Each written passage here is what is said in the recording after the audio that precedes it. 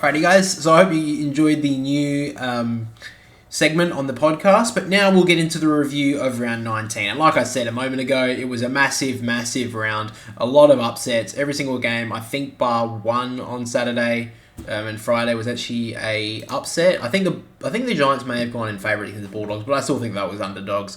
And really, I think there was only one or two games this weekend that were the favourites won. I think St Kilda and Melbourne, and even St Kilda, I don't think they were exactly favourites to win against Hawthorn. I think it was a pretty 50-50 game. So, massive round. It's really good to see, and it's really made the ladder now really, really close. If we quickly take a look at the ladder, we have Collingwood now is 2 games clear. That's pretty well fair. The top 4 now, though, between Port Adelaide, Brisbane, and Melbourne is really, really tight. There's only 4 points between them, and Port Adelaide have a pretty poor percentage. So Melbourne and Brisbane can easily jump them, and Port Adelaide have a pretty tough couple of games now. They've got Geelong and Port Adelaide. They've got Geelong and GWS in the next couple of games, so that's massive for them. Then we've got the Saints sitting in 5th, Giants in 6th, Carlton 7th, and the Bulldogs clinging to 8th spot by 2 points on so many teams coming up now. Geelong, Sydney, Richmond are only 2 points out of the 8. And the Bulldogs have a pretty tough run home, so that will be interesting what happens there. The Crows are clinging by the skin of their teeth at this stage. I don't know if they'll make it, but they do have a pretty easy run home. They do have West Coast left, and they've got the Gold Coast next week, so it'll be very interesting how they go.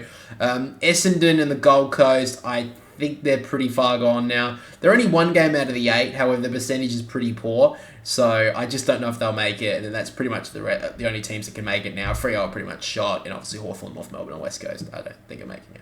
But we'll get into the first game of the round, which of course was Collingwood versus Carlton. Massive game from Carlton. Last week I said that Carlton are going to go into this game and get a touch-up, I thought they're going to get a real touch-up, but I'm starting to believe in Carlton, which is a bit shocking considering 7 weeks ago where they were, but they beat up on a couple of teams that they needed to beat up, and suddenly Charlie Curnow has stood up when he really needed to. Like, by himself, no Harry Mackay, he kicked 6 goals, he was massive. Collingwood, it looks like they can, it shows that they can be beaten if you do keep up the pressure and you take advantage of Darcy Moore not playing very well on his key opponent. Obviously a better defender for intercepts and stuff, but he just got found out on Friday night against Charlie Curnow, especially in that last quarter. A couple of free kicks given away. They may have not been there, but nonetheless, Charlie got in the right position and he was massive in the end. We'll go to the votes now. 3, 2, 1. We have Charlie Curnow with the 3 votes. He was awesome. Nick Newman with the 2 votes, and the 1 vote to Jacob Wiedering. He has definitely stood up in the past few, in the last month and a half, Jacob Wiedering. He's been brilliant in the back half for Carlton, and he's always been a really good defender. But I think probably at the start of the year for that midway period, he probably wasn't at his best, but he's definitely stood up in the past 6 or 7 weeks. And if they can continue this, Carlton, because we did see them choke towards the end of last season, I don't think that will be the case, knock on wood, but I think that they are finals bound now because they've got a pretty good run home, and I think it will be very interesting the last 4 weeks. I think it's going to be massive. Collingwood, I don't see too much of an issue here. I think they'll still be able to. I think they've obviously got locked up top spot by now. They've locked up top 2, so I don't think they have to worry about too much.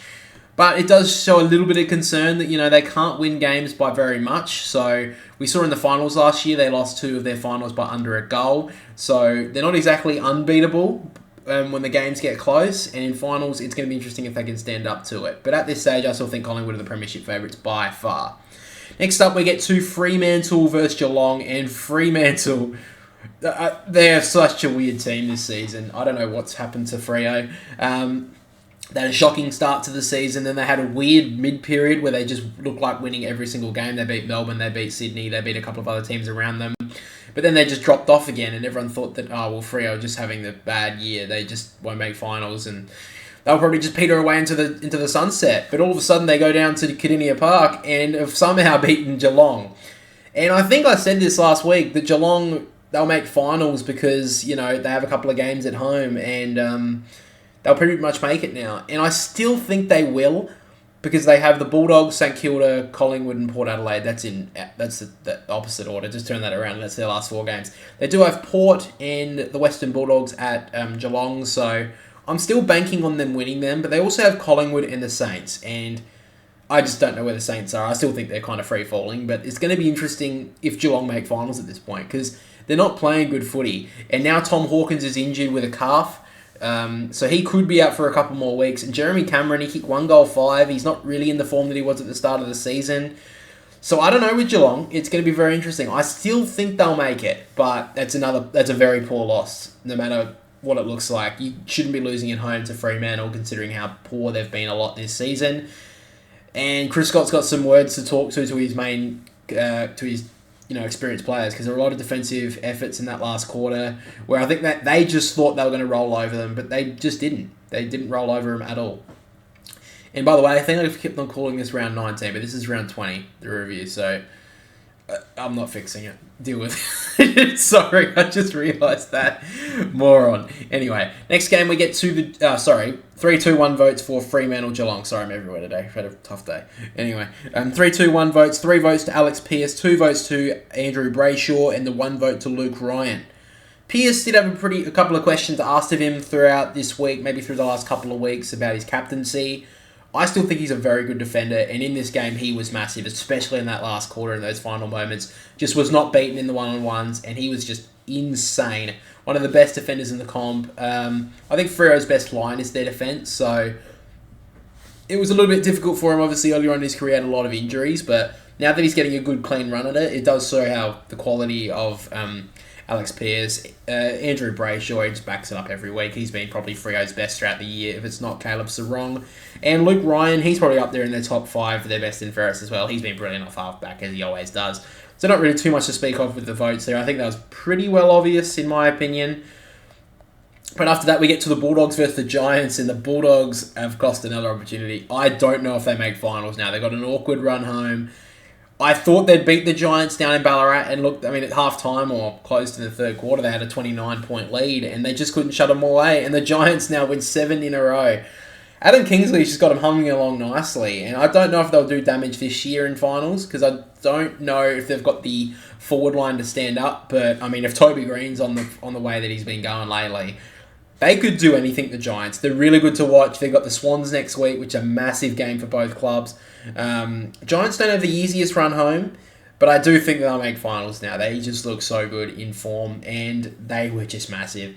And we'll get to the votes now.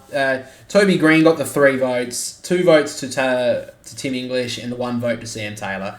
Toby Green, I think, is the best player in the comp right now for... I think definitely one of the best... I think he's the best forward in the comp right now. And if you need someone to get your team over the line, I think he's probably the best. Up there with Marcus Bontempelli this year. These guys have just been dragging their teams home in a lot of games. So he's been massive, and I think he's getting up there in the leaderboard for the Riders' Medal at the end of the year, which I've talked about a few times. Tim English is massive in the ruck. He'll get All-Australian pretty well sewn up. He nearly got him over the line, but Kieran Briggs did stand up in the last quarter, but Tim English was very good. And then we had Sam Taylor, who I think, even though he missed a fair chunk of the season, it's pretty hard to deny him not making the All-Australian at this point. He has been massive for the Giants, and I think he is the best key defender in the comp at the moment. I know I was talking about Jacob Wiedering a minute ago, even Alex Pearce, but he has been massive this year for the Giants when he's been in. And I think also that Jack Buckley has been immense this year as well, especially when Sam Taylor went out. He was out of this team even when the Giants got on that big run, and Jack Buckley and him are going to be a lethal combination as the top 2 defenders in the years to come for the Giants. They can build a whole team around that defence, and yeah, they're going to be big, the Giants. I think in the next couple of years, they could be pushing for maybe an inaugural premiership, in my opinion. They have been massive. Next up, we get to the Suns versus the Lions, and big game for the Suns. They finally broke the Q-Clash drought. I think it's been 9 games now where they haven't been able to win it. But they backed it up finally, and I don't know, Brisbane are a bit iffy. They just a bit iffy this season. I don't know what's with the Brisbane Lions. They seem like they're a team that's just going to push, and they look like they could do something this year. But then they just have these weird games where they look so off that you just can't trust them enough. And they did that again. Maybe it's because Lachie Neale got shut down so well, and I'll quickly just mention the votes now. 3, 2, 1. Took Miller got the 3. Ben King got the 2. Noah Anderson got the 1. Now, I know Ben King kicked, I think, 5 or 6 goals, but I gave it to Took Miller because his role on Lachie Neale, I think, arguably won the game. Lachie Neale got tagged, had 17 to... I think he definitely had under 20 touches, had no influence on the game. Took Miller... I think he's probably one of the best captains in the comp. He was sorely missed throughout the middle part of this season. Took Miller. Obviously was massive last year. And I think whoever takes over this coaching role, if it's Dimmer Harwick or if it's not, I think they've got a list to push for finals next year and possibly do some damage because they've got a great set of midfielders. They've got a really, really good defence, and their forward line is also pretty good if it functions correctly. So yeah, the Suns are on, and they could do big things. And obviously Noah Anderson was massive as well. So all three of them, big votes. I still think Brisbane will, I think they can actually make the top two because Port Adelaide have kind of fallen in the last month. So we'll see how that goes. But at this stage, Brisbane are in a bit of trouble. And the Gold Coast keep their slim finals hopes alive. Next up, we get to Saturday night. And the game that probably wasn't going to be the most talked about by a lot of people actually turned out to be a massive game. Bombers versus Sydney. Sydney had this game well won about halfway through in the third quarter, second quarter. They had a 37-point lead at one stage. But then they kind of stopped, and Essendon nearly ran over them. They did everything they could, the Bombers, to take over the Swans, but Tom Papley late in the last quarter kicked a ceiling goal, massive goal. They almost gave it up again when they gave Jai Menzie a free kick in the pocket and had 6 seconds to get there. If with the umpire indicated a little bit quicker, it may have been a little bit different. I don't think they would have scored, but it could have been a little bit more tense for the Swans. But nonetheless, the 3 votes I gave to Zach Merritt, 2 votes to Kyle Langford, and the 1 vote to Errol Goulden. Now, I know the Swans I know the Swans won this game, and some people may say because they won, Errol Goulden probably should have got maybe 2 votes, if not 3. But one, Zach Merritt was, I think, the only player in the first half that played really, really well for the Bombers. I think he kept them in it, along with Kyle Langford. Langford kicked 5 goals in the end. He was massive, and I've said this a few times. He is a very underrated player, Kyle Langford. He's kicked over 40 goals this year, which I actually didn't know until the game. But he's been massive for them up forward. Peter Wright as well. He kicked 4 goals on the weekend, but he also lost them the game.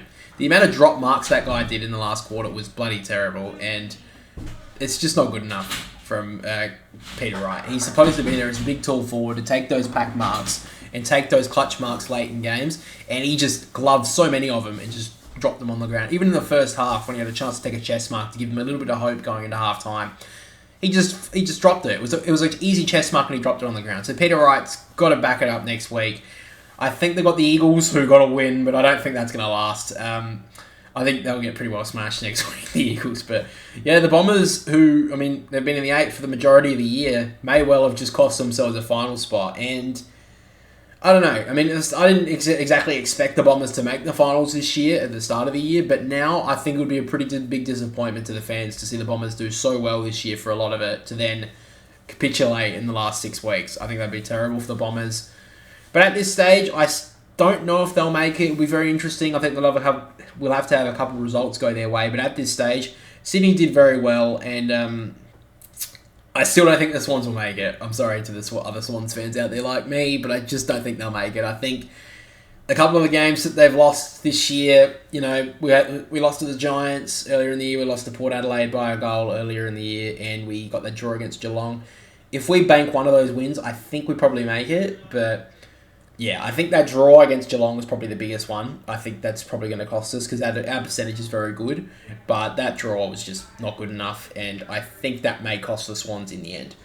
Next up, though, we get to the showdown, and my God, the Crows, they can play well at home, but away, I still don't trust them. But they did it at home again. Port Adelaide, they've kind of sunk into a big hole now. They have lost 3 in a row. They've got Geelong and the Giants in the next 2 weeks.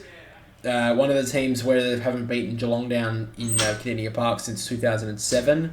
And we also have Kardinia Park 2007. And then the Giants, that'll be a big game for them as well. Port have to win at least one of those next two games to, hold that top 2 spot. I think almost they have to win their next 4 games to hold that top 2 spot. And I think they need to probably get that home final. Because if they don't, I don't know if they'll win away from home in Brisbane. And I don't know if they'll beat Collingwood at the MCG at all. We saw earlier in the year, it's a very long time ago now, but they didn't look good at the MCG. And they haven't really looked that good there when they've played there this year. So I'll be very interested to see how Port Adelaide go from here. But the Crows were very good.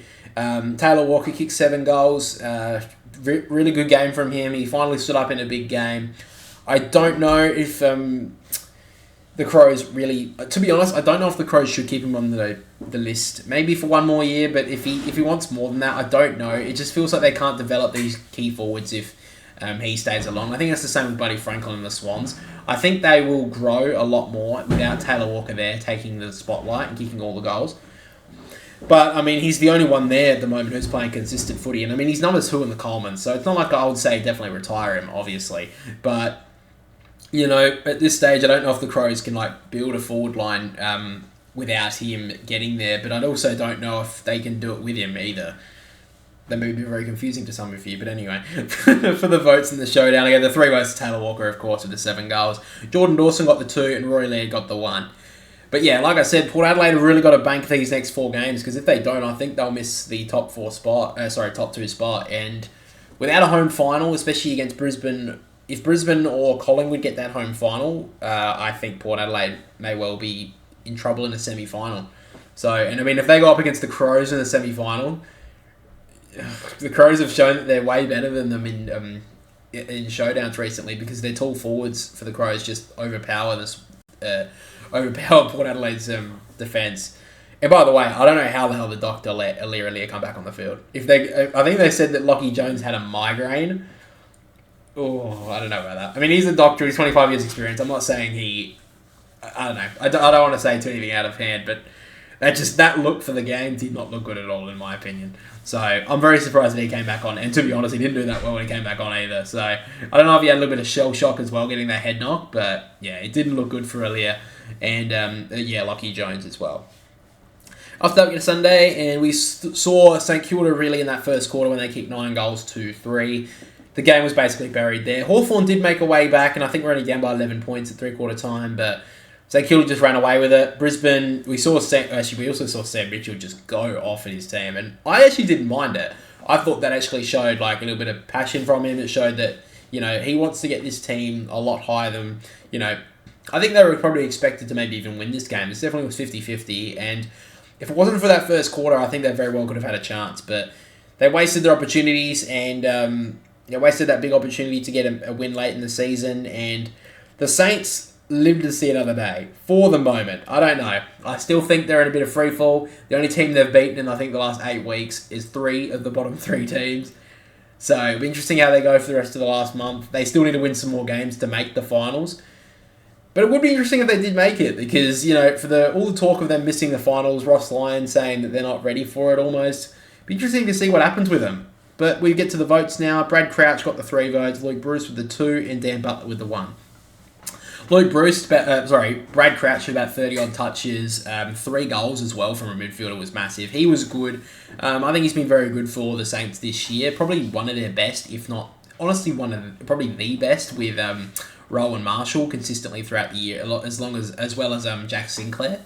But they've been brilliant. He's been brilliant this year, Brad Crouch, and I think a little bit when he came last year, he wasn't that consistent. So it's good to see him playing some consistent footy for the Saints, and I think over the next couple of years, he could definitely build himself into a really good midfielder, especially if he starts kicking some goals, because a lot of the Saints midfield don't really get on the scoreboard as well, like, especially those inside bits. If they can start kicking some goals, maybe even 20 goals in the next season, they definitely push themselves up higher in the ladder. Luke Bruce with the 6 goals, got the 2 votes. I mean, it's hard to get rid of him, isn't it? I mean, he is still kicking heaps of goals for the Hawks, and I just don't know if they have that firepower up there to build a forward line without him. Like, it'd be interesting how many more years he goes on. I think he'll go on for 1 more year maybe, but yeah, at this rate, I think the Hawks are going to have to find someone to find some goals, because I don't think Chad Wingard's going to get any. And the young forwards of Hawthorn, I think Mitch Lewis, obviously, and I just don't know about the rest of them. It's going to be very interesting how the Hawks can build that forward line, especially if Luke Bruce retires in the next couple of years. And Dan Butler with the 4 goals was brilliant, highest goal scorer for the Saints. But after that, we get to Sunday afternoon, Richmond versus Melbourne. And it looked like maybe in 3-quarter time that Richmond could just win this game, could maybe pull this one off. They were even in front at one stage by about 20 points. But then they just let Melbourne get back into it. And led by their captain in Max Gawn, they were massive. And they finally found a way to go. And, I mean, they kicked 6 goals to Harrison Petty, 4 goals to Van Rooyen, and 4 goals to Jake Milksham. Maybe they do finally have a forward structure that will work. In saying that, though, Richmond have not really been the best defence for the last 2 years. So, not exactly a grain of salt, but it's just going to be very interesting if Melbourne can back it up in the next 4 weeks and just prove that this forward line is capable of kicking a score. But they got the job done now, and they're only one win outside of the top two. So Melbourne can definitely poise themselves to the end of the season. The one thing that Melbourne have against a lot of teams, I think they've probably got the best lineup of defenders in the comp. So, defense can pretty much wins premierships the majority every single year. So if they can build build upon this next 4 weeks, pushing to finals, they could very well be the team to beat. If they could very well be the competitor to Collingwood at this stage. But we get to the votes now. 3 votes went to Harry Petty, 2 votes to Max Gawn, and the 1 vote to Christian Petrarca. Petty with the 6 goals. I don't think anyone would have seen this coming, him kicking 6, but he was the match winner for them in the end. Petty kicked 6 goals, and maybe now they've finally found a forward who they can go to. Ben Brown hasn't worked. Brodie Grundy didn't even play in the forward line today. I think he played ruck in the VFL. So maybe Harry Petty's the man. It'll be very interesting to see how he goes in the next couple more weeks, if he can back it up again. Max Gawn was massive in this game. He was very close to getting my 3 votes, but I just gave it to Harry Petty because he kicked 6 goals. I think it's very hard to not give someone the votes when he gets 6. And the 1 vote to Christian Petrarca, massive again. Playing a little bit of forward line, but not as much as the last few weeks. He needs to find a way to kick straighter, though. 1 goal 3. He's had a few times this year where he hasn't kicked straight.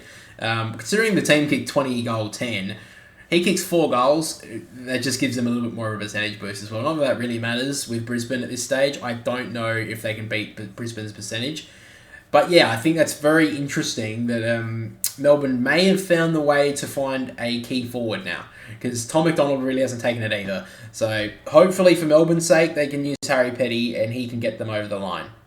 And finally, we get to the game of the round. West Coast versus North Melbourne, and West Coast did it. I said last week that North Melbourne fans get excited because you're going to get your first win since, round 4. And I was wrong. In saying that, though, they didn't kick a goal in the third quarter, and they almost stole this one from West Coast. West Coast did everything they could to lose it in the last quarter. I don't even know. I think they scored 1 behind in this last quarter. And this just shows that these two teams are so far off the pace from the rest of the AFL. Even Hawthorn. And Hawthorn have gutted a lot of their experienced players last year, and it seemed to have worked. However, if you look on paper, West Coast should be winning this game. They had a better forward line. They had a lot of experienced defenders as well. They should really be winning this game on paper. But the way they've played this year, having multiple games over 60, 70-point losses, and obviously having those massive 100-point losses as well, to be fair, I don't think West Coast, I didn't expect them to win this game. But at home, maybe I should have. In North Melbourne, that is embarrassing. Brett Ratton, after the game, looked embarrassed. The players looked embarrassed. And I wouldn't be surprised if a couple of heads start to roll at North Melbourne this year. And players may want to ask to leave. Because if you looked at their body language after this game, they knew. And, players aren't stupid. They would know that West Coast have been the bottom of the barrel team this year. They've been the worst team in 20, 30 years with a percentage and all that sort of stuff. They know how embarrassing that loss is, North. And they didn't win it. And I don't know. I think many players could look to leave. Players like Luke Davies-Uniacke look so disappointed after that game when, he arguably nearly got him over the line. He's one of the few players on their list who is genuinely an A-grader.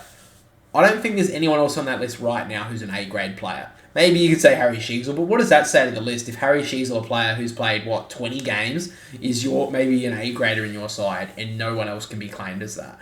That is embarrassing for North that they have lost, that even though it's away from home, to lose against a club like the West Coast Eagles, who have been so poor this year, is honestly embarrassing. So I think they should be ashamed of themselves. However, when we get to the votes, one player who can keep his head up high is Luke Davies-Uniacke. I gave him the 3 votes. He was brilliant in this game and nearly got him over the line in the end. 2 votes to Jamie Cripps and the 1 vote to Jaden Hunt. I'm not going to spend too much more time on this game because, let's be real, it's not anyone's going to write home about. Maybe a couple of West Coast fans will be happy tonight, and we'll go to work throughout the week and be a little bit happier, but you've still had a pretty shocking year, and I don't think it's going to get any better. You got Essendon next week. I think, for the love of God, Essendon are going to back it up and get a big win, especially playing in Victoria. So we'll see how that one goes. That is the review for round 20.